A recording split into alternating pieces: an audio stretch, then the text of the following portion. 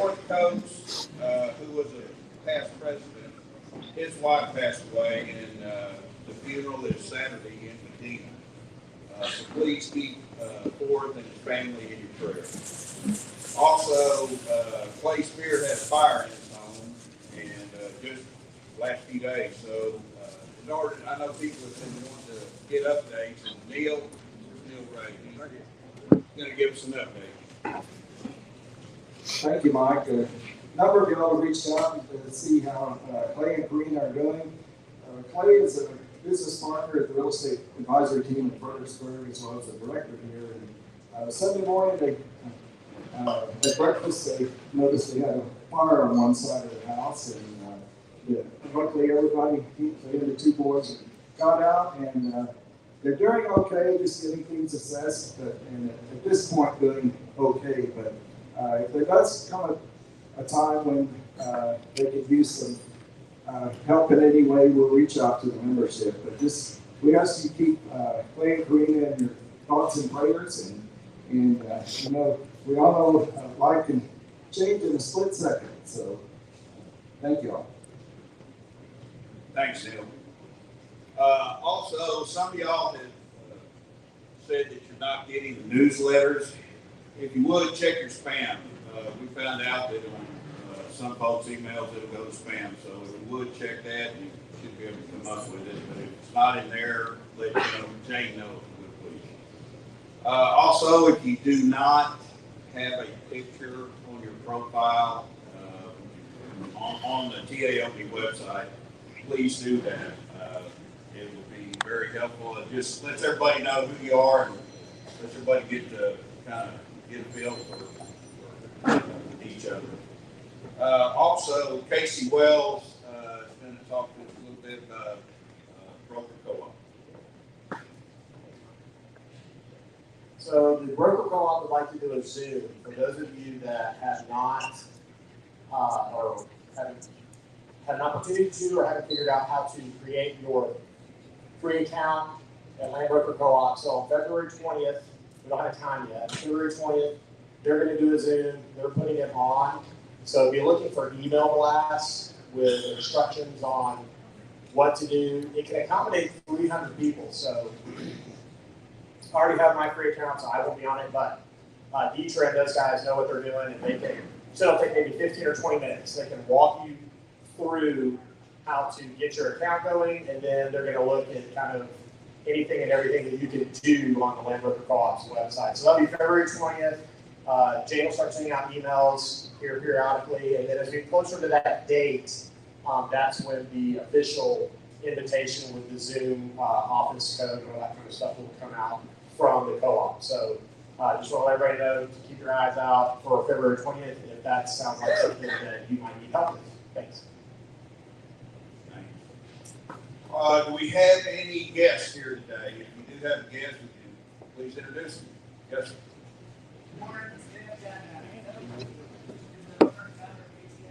Do you want to introduce them?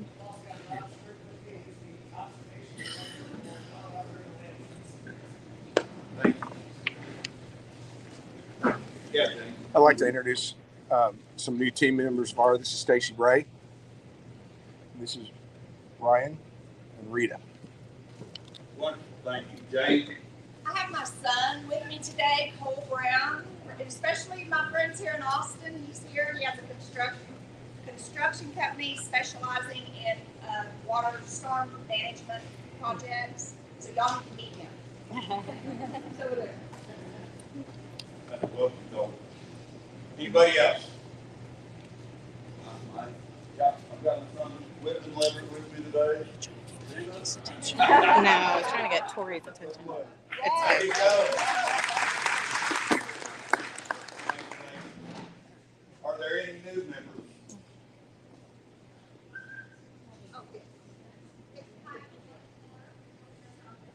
Oh.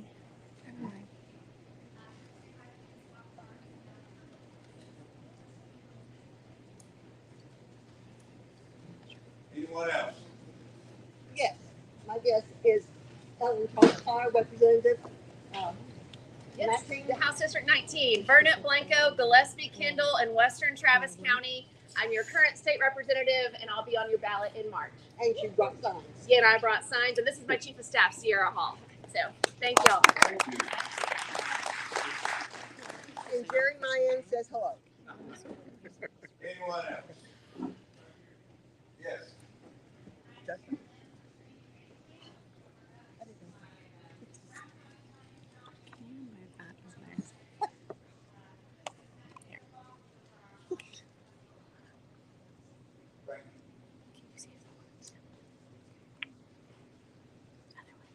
All right, well, let's get you. What is that? Here. What a great way to start the year. It's gonna be tough to talk here.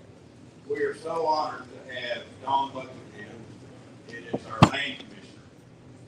And, she's gonna inform us of various topics in on, land and, through the general land office and things that affect the state and, land ownership.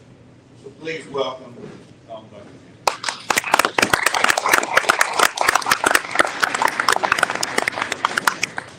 Howdy, how's everybody today?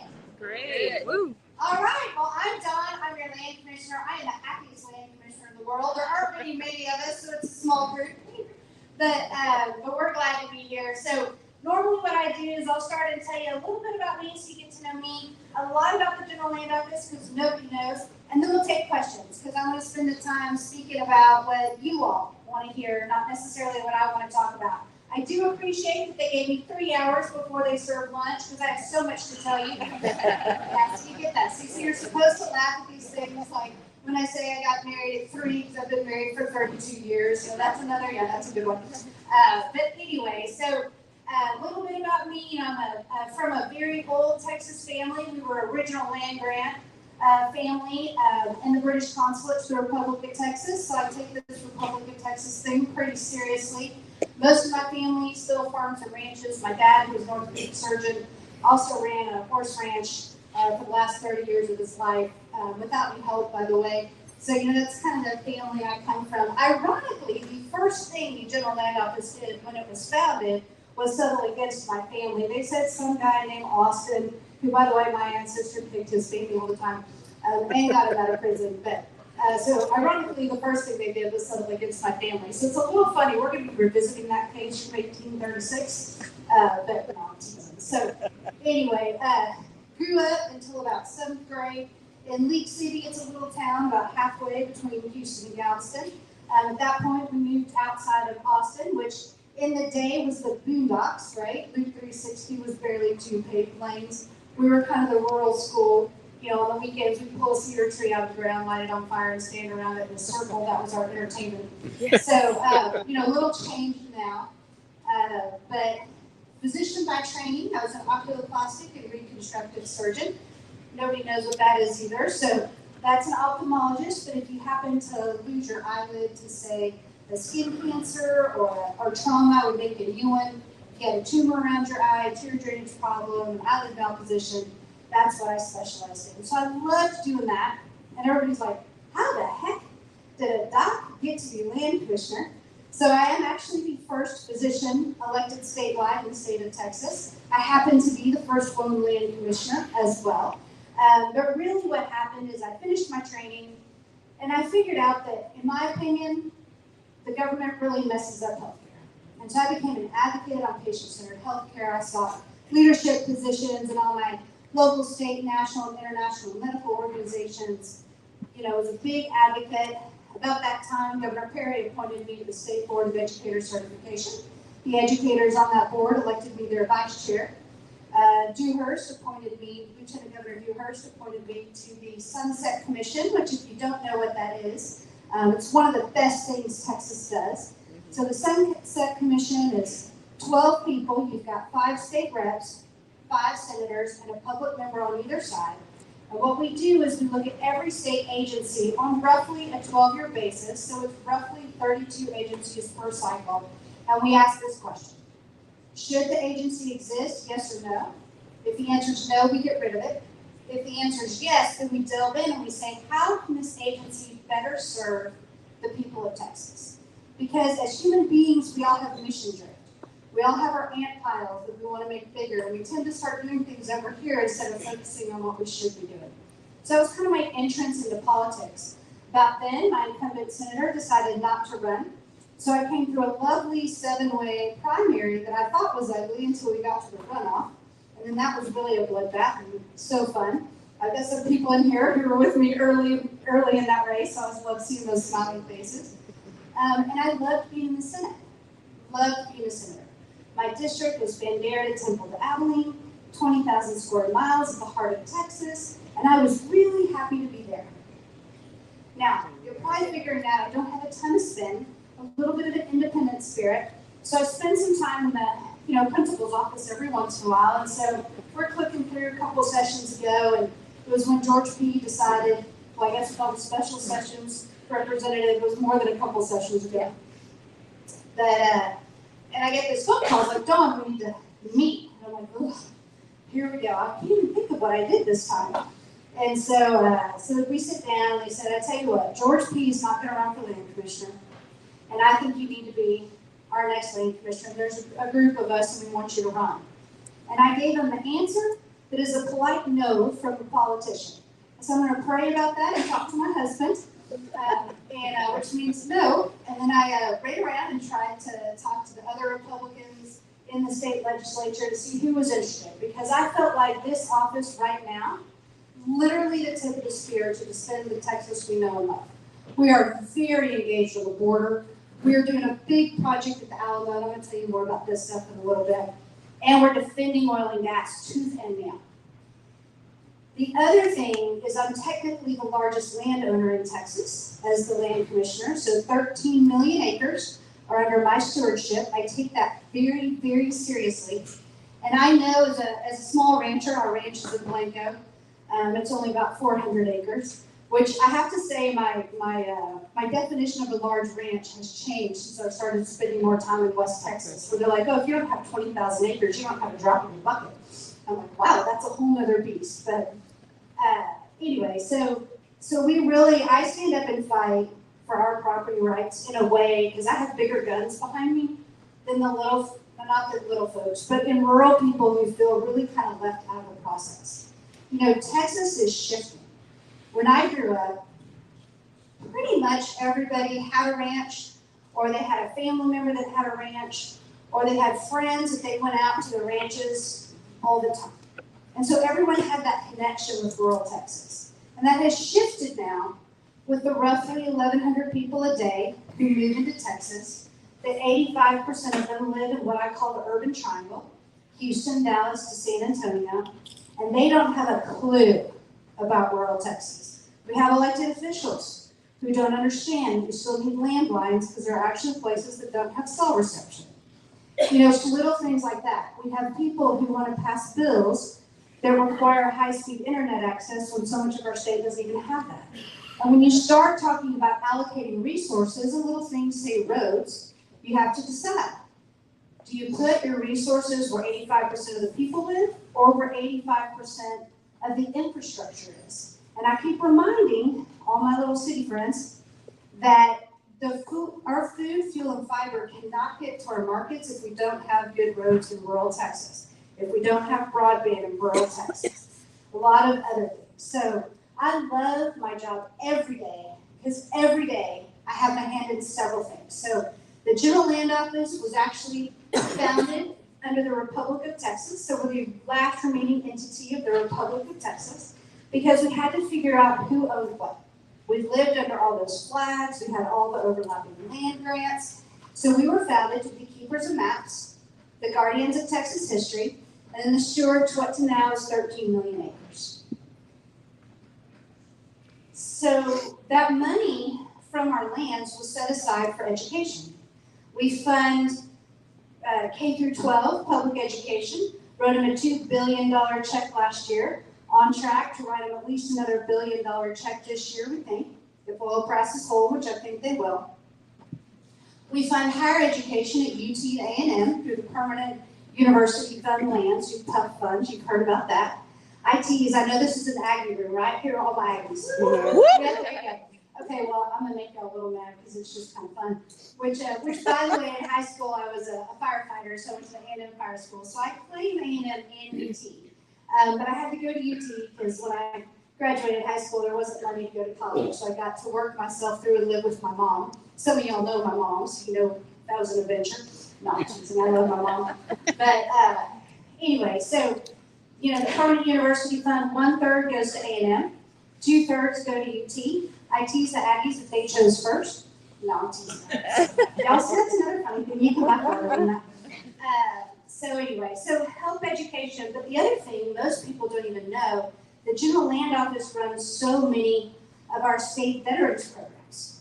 So we have nursing homes across the state for our veterans. We have cemeteries across the state for our veterans. We have a veterans land board. So we have a mortgage lending program for our veterans, completely independent of the federal programs. So it's a state program. We're the only state that does this, but it can be combined with the federal program so that our veterans can get into a situation where they don't have to have money down, they have a sub-market interest rate.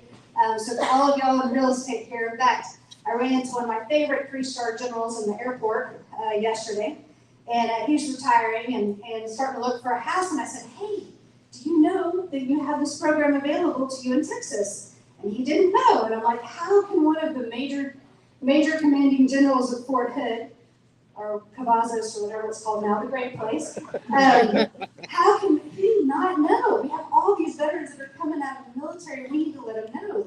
Texas loves our veterans and we take care of it. So I love the fact that every day I'm helping education and I'm helping our veterans, and then we get to the Alamo. The single most important thing that I will do in this office is to be sure that that Alamo, the building is standing in 500 years, shouting our history and teaching it to our children loud and proud. And when I thank you. And when I say our history, I'm talking our rip-roaring, liberty-loving, line in the sand, victory or death history. So we're ensuring that. So we have a $500 million project that we are fully underway on. The state legislature, thank you, Representative Toxic, gave us $400 million last cycle. We're raising the $100 million, extra $100 million privately right now. We've broken ground on an education center. Again, back to that whole, we're going to teach our kids our history. So we did that a couple months ago. And last spring, we opened up a new collection center. So many of you may have heard that Phil Collins, the singer from England, felt like he was a reincarnated Alamo defender and had amassed one of the largest collections of Alamo artifacts in the world. And so as he was getting older, it's difficult for his family to be able to take care of that. And so he bequeathed it to the Alamo. So that collection center opened up last spring. So I would tell you, come now and keep coming, because our hope is by March of 2026, we will also have a 100,000 square foot museum open, which should be exciting. So if you think about it, when you showed up to the Alamo, you crossed a really busy street with a lot of noise. You saw the lovely wax museum behind you, and you and your family or your friends who've heard about the Alamo forever kind of showed up and they said, is that it? And they stayed about 7 minutes, maybe, and you went to do something else in San Antonio. And so that's not our Alamo. I tell you what, it doesn't matter where I've traveled around the world. You know, when we're Texans and we travel and people say, where are you from? We say we're from Texas. We don't say we're Americans. We say we're from Texas, right? And it doesn't matter where I've been. The immediate response back is remember the Alamo. Because it is literally the symbol of liberty, fighting, sacrificing it all for your friends, your family, your loved ones, and leaving nothing on the ground. But through that defeat, we came to victory. And so everyone knows the story of the Alamo around the world. And I want, for the first time ever, a visit to the Alamo to be worthy of the significance of the events that happened there. So 100,000 square foot museum. We've acquired the buildings where the wax museum was across the street. We're keeping their facades because they're historical in their own right. And then we're building a museum in there. So that's going to be great. We're going to set the Alamo in the context of history. We're going to talk about native Texans. We're going to talk about the emergence of the Spaniards coming in. We're going to talk about all the history and set it in context. But our real challenge, and what you're going to start hearing a lot more about, now what we call the Alamo is the church in the fort, okay? So the church, i.e. our Alamo, has some real structural integrity issues. It's got a roof on it that was put on in the 20s that is too heavy, sinking the walls down into the ground, which then led to the walls wicking salt water up through them. And if you look between them, it looks like the inside of a cave. Have you seen what salt water does to limestone around the pool? It melts it. It looks just melted. So that is what the inside of our walls in Alamo look like. So we've got one wall that's not currently sound to stand for very long. So that roof needs to come off. Now we're going to start going through some permitting processes with the historical commission, so it's going to get a little fun. My opinion is the roof needs to come off. It's causing harm to the building. Remember, I'm a doctor. So the first thing I do is say, do no harm. What's hurting the building? The roof is hurting the building, in my opinion, and a lot of engineers' opinion. The HVAC, the air conditioning and heat, is hurting the building. It's hard on that stone to have one temperature inside and one temperature outside. And also the problems with the humidity control and all that occurs, and that difference causes our stone to crack and get unstable. So we're talking about the HVAC, we're talking about getting the roof off, we're talking about getting those walls structurally sound. We're discussing now with literally experts from around the world. We have historians, we have architects, we have engineers to determine what kind of roof should go on it. So we're in process on that. We'll be getting that figured out in the next few months. But my goal is that building stands, like I said, 500 years, because we need to think more like Europeans. You go to Europe, and the Alamo is not big or old by their standards. It's not a complicated building. And so they don't think twice about something standing for 500 years. To us, we get to 100 years, we go, oh, it's really old. We get to 200 years, and like, wow, it's really, really old. It's really not in the scheme of the world. So we need to think more long-term like a European. We probably are going to have to bring some Europeans in to help us fix it. Because if we're going to build in the old style, we need those people trained up in that. So you're probably going to see some people from Italy, France, Spain, coming in, helping us, bringing their expertise. Of course, we're going to have tons of Americans. So we're going to determine what's right, bringing all the experts we can together, partnering up with the Historical Association, because of course they have to approve it all, and then we're going to take care of it and get it done. So we have a lot going on there. One of my other great things that I'm so excited about is I'm the first person in a couple hundred years to make Texas bigger. So been asked for a few years, there are these islands in the Rio Grande. By treaty with Mexico from the mid-1800s, anything north of the center of the waterway is Texas and America. There are some islands that hadn't been claimed. The reason that that's important is because if the land isn't claimed, law enforcement and military can't step on it. So American law enforcement and the military couldn't step on these islands. Mexican law enforcement and military couldn't step on these islands. The largest one was 170 acres. There are 3 of them so far. So they were literally law enforcement free zones where the cartels could do anything they wanted. They could stash their weapons, which included bombs, by the way. That's all I can tell you, bombs, but you should be afraid. All the weapons, all the human trafficking, all the drugs, and these islands were so valuable to them that they were fighting over them every night for control. So we walked in and said, okay, guys, to my surveyors, I'm like, we map, that's our goal. So we're like, determine the center of the waterway, everything north is ours, and we took them. Because we do it in Texas, it's awesome, come take it, we got it. So we cleared the islands, there's been no heat out there. We took away their safe haven, so we're doing everything we can to throw down and make Texas safer. I think we all have great concerns over the border. We're on the the tail end of the largest surge in history. Over 3 million people last year, 300,000 in December alone, setting every record. And those are the numbers of the people that we touch. That's not the estimated, pick a number, 10, 20, 50, that we don't see. Because the way they do it, and let's talk for a second about the people who come across the border. These are not free people. They are enslaved people by the most violent gangs and the most violent cartels in the world. They are obligated to sell their bodies, sell their children either through work, selling drugs, or sex. It is the unprecedented largest expansion of slavery in the world. So these are not free people. They come across owned.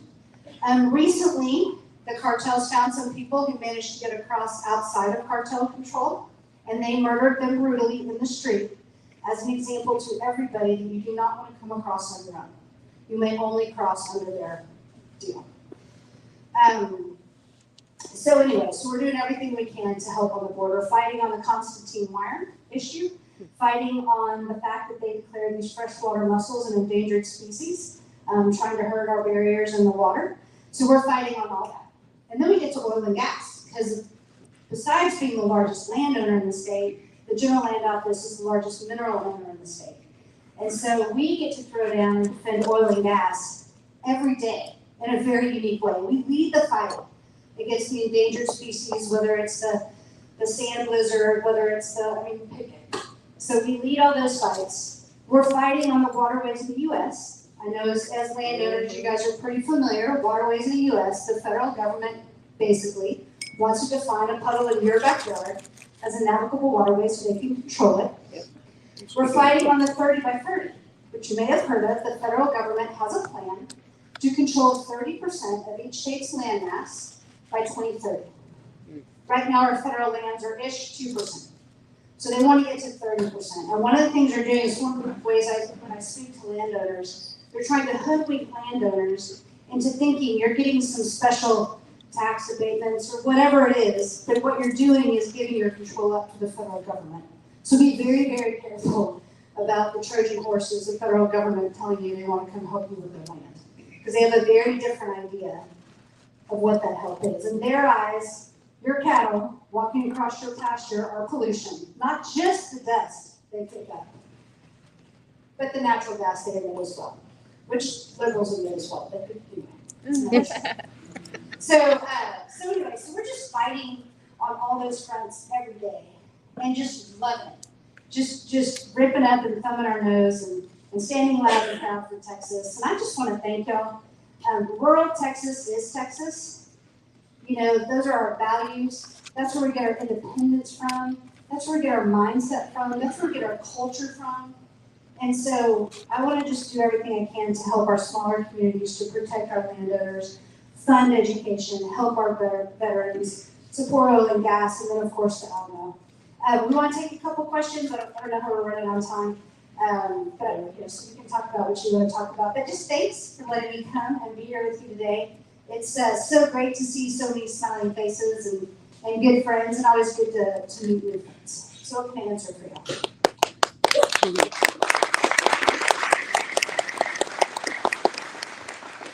The windmills. Oh, windmills. Hey, Biden's got a plan for 850-ish square miles out in the Gulf of Mexico, which, by the way, we do 3 marine leagues because we were a sovereign nation out in the Gulf, which is roughly 10.3 miles. The other coastal states have about 2-ish, 3 miles. So I threw down pretty hard against the windmills for a couple of reasons. One, windmills kill birds. Every bird that migrates to North America goes through that part of the Gulf to get to the Caribbean, for the most part. 2, we're obviously having issues with the mammals off the East Coast with the windmills. 3, there's not a windmill that has withstood a hurricane. That sounds like a great idea to put hundreds of them way out in the Gulf and then let them be ramrods. 4, they talk about the longevity of a windmill. So just go out to West Texas. And I love Sweetwater. Do we have anyone from Sweetwater here? Okay, forgot one. So the windmills in Sweetwater, and I might be off of this slightly, but they say their life is roughly 25 years. They went in roughly 15 years. And you can go out and in Sweetwater, they have these windmill graveyards. And if you haven't seen them, you're talking like 30 plus acres with windmills stacked 20 feet high. I've got video and pictures. I can't even believe we ran through it. So they don't last that long on land. They're sure as heck not lasting that long in the saltwater. And so I threw down and told the Biden administration that none of their transmission lines were coming through my state land. I can't stop what they do outside my land, but I can tell them their transmission lines aren't coming here. So they failed to lease anything in that category. So we're doing everything we can to stop those. What else? Yes. I would like to know what the state's doing about foreign acquisition and ownership of state land. Yeah, so the question is, what is the state doing about foreign acquisition and ownership of land? So as you know, I know Senator Colcourse carried that bill last session or regular session. And let me back up a little more. It kind of raised all of our attention, right? We had a very high-ranking Chinese general who bought a large piece of property very close to an Air Force base, built a runway on it that could land any plane manufactured in the world, any of the big military planes, built a wind farm on it, tried to tie into our grid, which then would give them a certain modicum of control over our grid. And we all had to throw down and be sure they couldn't tie into our grid and control our grid. And then the discussions have gone on about what to do about that acquisition. You know, ironically, I've had some companies come to me and want to do some business, lease some state lands. Now, they were technically an Australian company, but they all had Chinese accents and they all had Chinese names. So you have to be very, very vigilant because they're very capable of putting up a front. Right now, there's no prohibition of the foreign acquisition of state land. That'll be a legislative thing. But I'm doing everything I can. In fact, you might see us acquiring some interesting pieces of property and you think, why the heck is the General Land Office buying that property? Because what I can do right now, where I see it happening, I try and step in and buy that property and prevent the Chinese from owning it. Because it is very tricky to be a property rights person and tell somebody who they can sell their land to and who they can't. That is actually a very tricky, even though philosophically I think we can all say we don't want adversarial foreign entities controlling any of our land. It's very hard to go to a property owner and go, hey, you just got this really good offer on your property. So I'm doing my best to interface with that when I find out about it or when there's a large piece, because what we are seeing is a lot of foreigners are buying up our large pieces of property. And so where I see that starting to happen, I jump in and try and acquire that as well, which is the best that I can do right now. And then we'll see what happens in the legislature. But very interestingly, we traced back a lot of the social media against the bill, a lot of the advocacy traced back to China. So they're trying to influence our political process through their manipulation of social media and other things. So just be kind of wary of that and watching that and check your sources. I know it's a surprise. You can't believe everything you read on social media. But anyway, what else can I answer? As the largest landowner, what are we doing for water conservation, specifically getting rid of our water suckers, cedar trees on the land that you have control over? Yeah, I love it. Okay, so what are we doing for water conservation? So I think water is going to be our biggest challenge going forward. It is, my ranch in Blanco is one of the driest spots in Texas right now. And actually for the last year and a half, 2 years. In fact, I called my ranch manager today and I said, did you take down the umbrella over our ranch? Because it would rain everywhere but there. But so I'm keenly aware on what a big issue this is. So we're doing a lot with water right now. One of our biggest problems with water, and this is something I learned when I came into this office, when oil and gas come up out of the ground, you actually get more water than you get oil and gas. Of course, that water has hydrocarbons in it. It's the re-injection of that water that we really think is causing the earthquakes. And it's called produced water. So it's what do we do with that produced water to be transformational? So I think we've partnered up in a big study and with New Mexico and some other things. We're taking that produced water. If anyone's in oil and gas, we're getting it to agricultural levels for sub $1 a barrel, which is about what you pay for your re-injection. So we're hopefully going to be turning West Texas into a garden oasis. We've got touched crops going. We think we can grow some pretty good alfalfa and some other crops. You can water your livestock with it. So we're kind of working on that. Part of the question was, what are you doing about the cedar trees? I'm sure we've got some soil and water conservation folks up here. If it was up to me, we would get rid of every cedar tree in Texas, especially when I woke up this morning. So there is funding with the riparian rights and with getting rid of the cedar, but That's, my property, I have a little more say on it. We do our best to clear it. We make sure everyone that we're leasing it to is keeping the cedars off of it as much as you can. It's a constant war.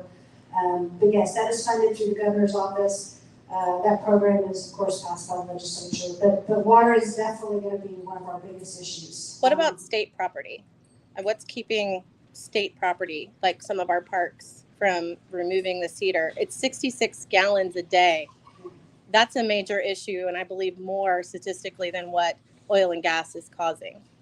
Yeah, so the question is, what about like state parks, which is a Parks and Wildlife, different deal. They operate under some different,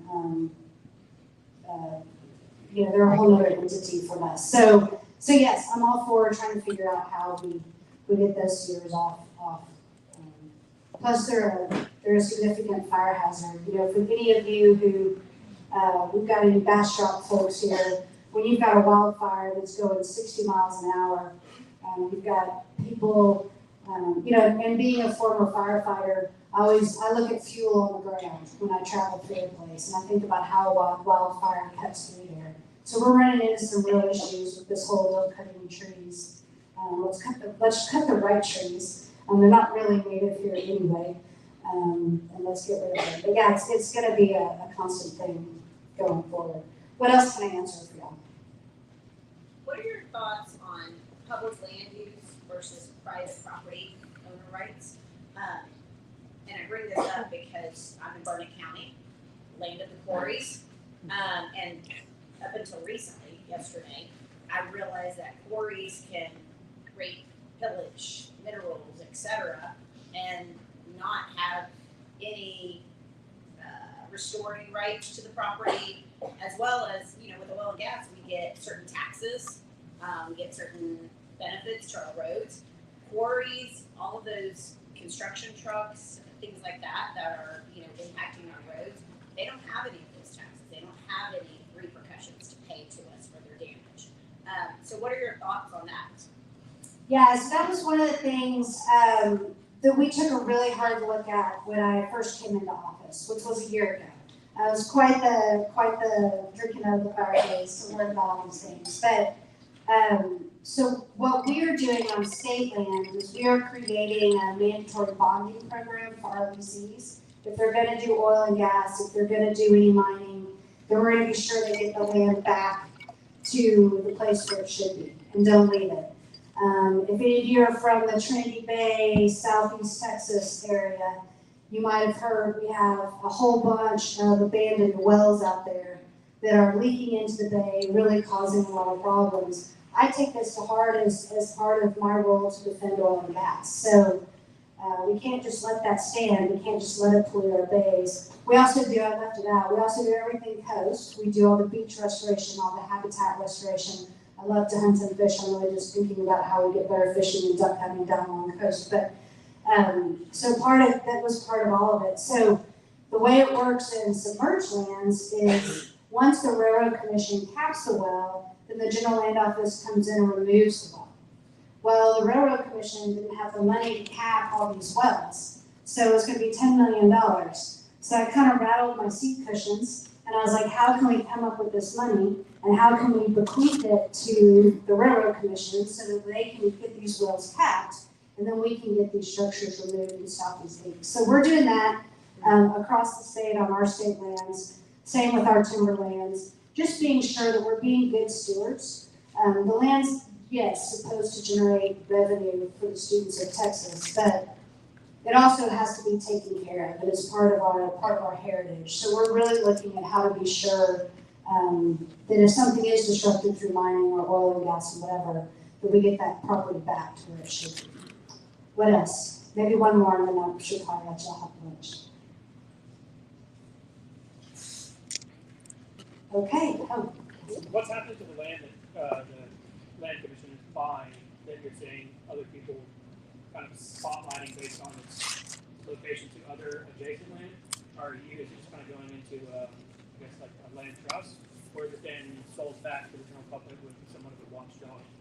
Yeah. Okay. So the question is, what happens to the land that we purchase? So I say with love, I'm a rural girl. I buy land, I don't sell land. It's just kind of one of my things. And so that was a big change when I hit the door because I told my whole team we don't sell land. So the land we acquire is leased. We have hunting leases, we have agricultural leases. I'm kind of partnering on one of my other concerns. If you're a young kid and you want to go into farming or ranching, if your family owns the property, you might be able to go into farming or ranching, but you usually have to have a job that supports your farming or ranching habit, right? You go, like last time I was at the Farm Bureau meeting and they're doing all the Young Farmers of the Year award, and they all had, they were a nurse during the week and a farmer on the weekend or whatever it is. So just kind of like my dad was a doctor to support his horse ranching habit. So we have leases, so we're looking at partnering with our organizations, Cattle Raisers, Farm Bureau, and land organizations. So if we have young kids who want to go into agriculture and their family doesn't have the property, because there's no way at today's prices you're buying that property and you can generate enough revenue to pay for it. And so we're looking at ways to partner. When you look back at COVID and you look at the supply chain issues, to me it became very, very apparent that to stay independent, we need to have our own manufacturing and we need to have our own fuel and energy production at a minimum. And so we're doing everything we can to make this land accessible to our young kids who want to go into farming or ranching. And so they can get their jump start and all that kind of stuff. But it all generates revenue for the school children in Texas, so it technically comes into the land trust. There have been periods where the General Land Office has sold a lot of land. I don't anticipate doing that for much of a reason.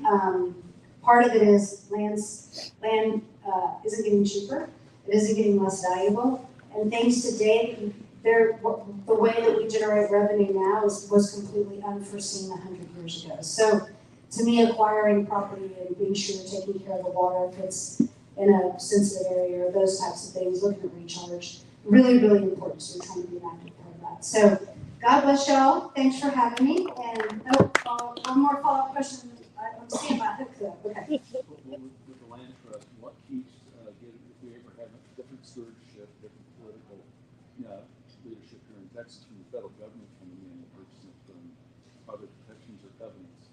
Yeah, so the question is, let's say you had a shift in the General Land Office, you had a different commissioner. Are there any protections, say, for the federal government coming and acquiring the land? And I would say those protections are minimal. So it's just like everything else, you have a certain area under your purview, which is why, as Sales Club, you all should all stay very, very, very engaged in politics. Good government matters. Who you elect matters. This is a really tumultuous time in politics. It is a time when I feel so many people get tired of the conflict and tired of the lies, and they bury their head and they say they don't care and they're not going to pay attention. And I understand that perspective because it's almost impossible to hear the truth because there's essentially nothing true in the media. Candidates don't always speak in full truth, but you still have to stay engaged. And these organizations like this, you all have some great advocacy. It's really important because you have people who are looking out for your issues. You will also see right now being really active in endorsing in various races across the state. There's nobody I agree 100% with. But when I see good people who are representing their district, being honest about where they stand and why, and letting people make those decisions, that's what I support. I've endorsed Ellen Traxler, she's my state rep. We've endorsed reps across the state. Some of them voted against school choice. I love school choice, but in a rural area, that may not be the right choice for that rural area, and that state rep did the right thing. And the fact that we've got some statewide officials coming after good folks who speak truth and represent their area on a single issue, I take issue with that. So we're going to be pretty active with it. But know your local officials, trust in your representatives in this and your other organizations, and stay active because it's really important. And whoever you pick to support, pick that person and then fight for them. Tell your friends and family. Explain to them why they need to vote. The primary vote in Texas is the most important because it's what gives you your person. Most districts, especially after redistricting, are solid Republican or solid Democrats. Nobody's going to upset that apple cart. So the primary, which that voting starts a month? 4 weeks. 3 weeks? Yeah. Yeah. 3-4 weeks. The primary is where you're going to get your candidates. in that fall ballot. And your Republican candidate is gonna win in a Republican district. And your Democrat candidate is gonna win in a Democrat district for the most part. So it's really, really important now that you engage. It's only a small percentage of our folks who engage. That's why you need to engage in your PACs. It's why you need to be paying attention to the newsletters. And it's why you're part of this organization. So God bless y'all. Thank you so much. Have a great day.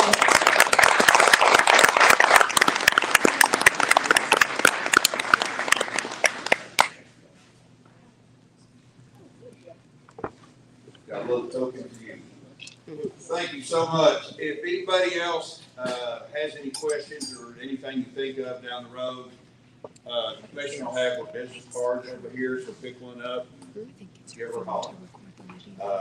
Gosh, I think she should have given the pregame speech to the Cowboys. Anyway, that is it, guys. Next month in the meeting is in Burnett at Putters and Gutters, and they'll obviously send announcements out there. The North Texas meeting, I'll have to let you know. Willow Park. Willow Park. It is February 14th.